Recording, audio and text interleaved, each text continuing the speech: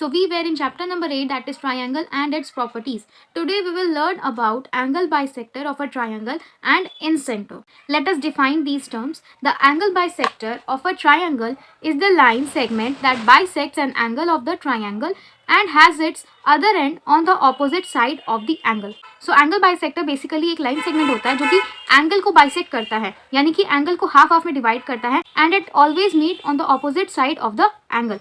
Angle के जो opposite side होता है ये वहाँ पर fall भी करता है. Now a triangle has three angles, so these three angles can be bisected. So there are three angle bisector in a triangle. The point of concurrence, that is intersection of the angle bisectors of a triangle, is called incenter of the triangle. So ये जो तीन हम लोग angle bisectors draw करते हैं on each of the angle of the triangle, ये जिस point पर meet करेंगे, intersect करेंगे, उस point को हम लोग incenter of the triangle कहते हैं. So over here figure is drawn, that is triangle ABC. In triangle ABC, AI, BI and CI are the three angle bisectors. So AI, BI and CI are the three angle bisectors in this triangle ABC. AI divides angle A into half. So AI जो है ये angle A को half में divide कर रहा है. BI divides angle B into half. So BI जो है वो angle B को half में divide कर रहा है, and CI divides angle C into half.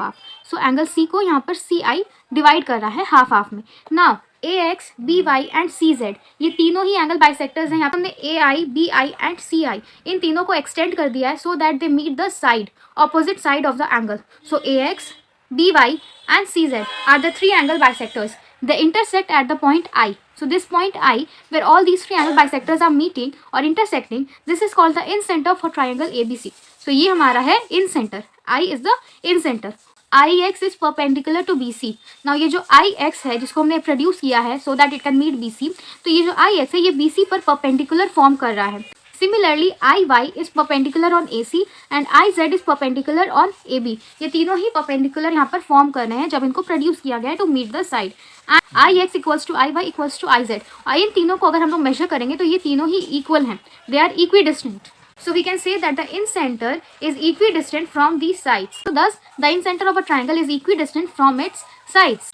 So यहाँ पर ऊपर जो फिगर ड्रॉ था वही वाला फिगर है. यहाँ पर थोड़ा सा एडवांसमेंट हुआ है. Let us read and study. If we draw a circle taking I as center and radius as IX or IY or IZ, the circle passes through X, Y, Z.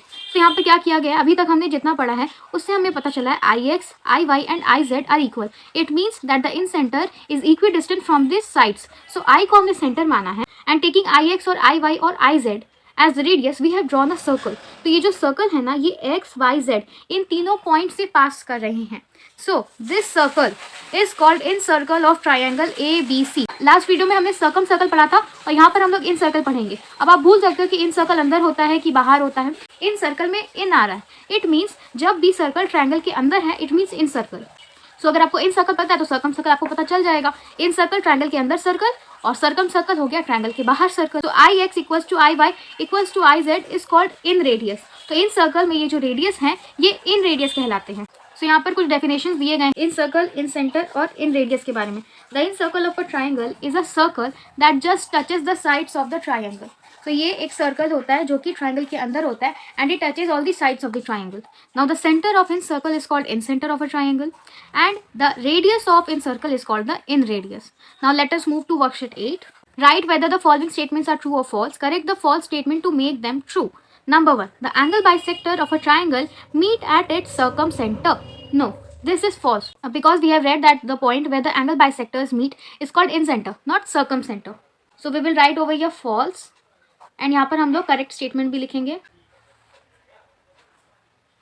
Number 2. The incenter of a triangle is equidistant from its sides. Yes, जो incenter होता है वो हमेशा sides से equidistant होता है, equal distance पे होता है. So this statement is true. Number 3. The incircle of a triangle passes through its vertices. No, it touches the sides. So this is false. We will write the correct statement over here.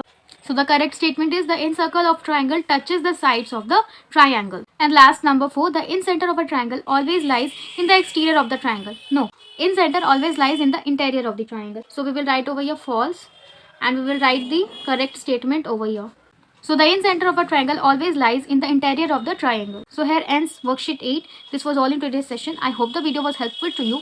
If it was, please hit the like button and share and subscribe to the channel. Thank you.